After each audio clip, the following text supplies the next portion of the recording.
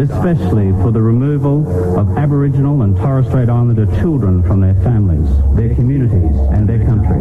For the pain, suffering and hurt of these stolen generations, their descendants and for their families left behind, we say sorry. To the mothers and the fathers, the brothers and the sisters, for the breaking up of families and communities, we say sorry. And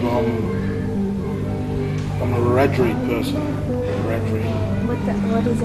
That's my tribe that I come from, and it's southwest New South Wales. It's the biggest area of tribal area in New South Wales. And I think we're probably pretty much the most populated tribe in New South Wales. Like Monroe Jr. in the early 70s, a lot of Aboriginal people lived in this area here on the corner of Caroline and Lewis. And the developers at the time had ownership of the block, and they were going to develop the block for industrial purposes. We protested, went up against the developers. We then formed the Aboriginal Housing Company Board of Directors. We approached the Whitlam government, and we received the money, and we purchased this place called the Block. And the Block basically is the area surrounded by Everleigh, Caroline, Lewis and Vine Street. No other area is the Block. I think it cost us about $370,000, which in today's money means a lot of money, millions and millions of dollars. The initial need was for decent housing for Aboriginal people, houses that were built and designed by Aboriginal people for Aboriginal people. I think it's about time that the state government and the federal government and people in this country realise that this place could be an example, if that's what White Australia is looking for, an example of how Aboriginal people see the future. All is not lost at the Block. Sometimes we have a lot of heartache at the Block. If we can't re-establish the Block, well, it's going to be up to young people like yourself, and I think you have an important role to play, and I think that time's coming very soon. Stolen generation for Aboriginal people to me it means it was an injustice done to Aboriginal people, and it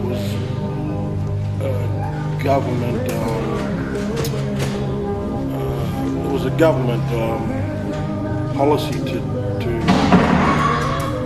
try and take Aboriginal people away from their parents and put them into training houses and that, and trying to well, it was like breeding out Aboriginal people. The government wanted to breed out Aboriginal people, and that was one way of doing it. I think most Aboriginal people know people that were either stolen or had dealings with that sort of stuff. And with me, with my grandmother's sister was taken away from her parents. My grandmother was probably a little bit younger, too young to make the cut. I don't know if you've heard the story of Margaret Tucker's, If Everyone Cares.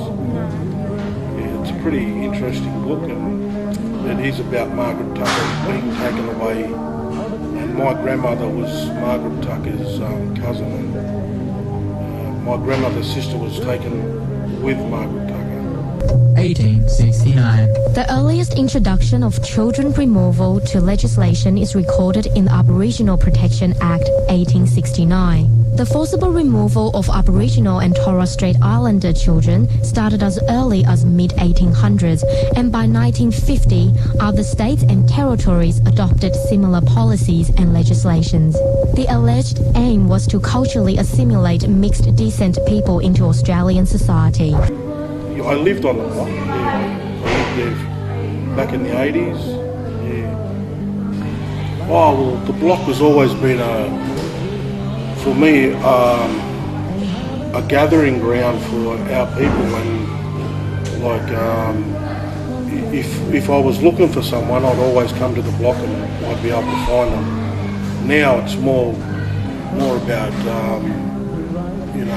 information if we wanted to do a course, or it's just a central place for everyone to come, and this community centres are very good to do that, and it's got a lot of things happening here, and there's always something to do here, 1910 to 1970. 1 in 10 and 3 in 10 Aboriginal and Torres Strait Islander children were forcibly removed from their family and communities by the government, welfare and church authorities and placed into institutional care or non-Aboriginal foster families.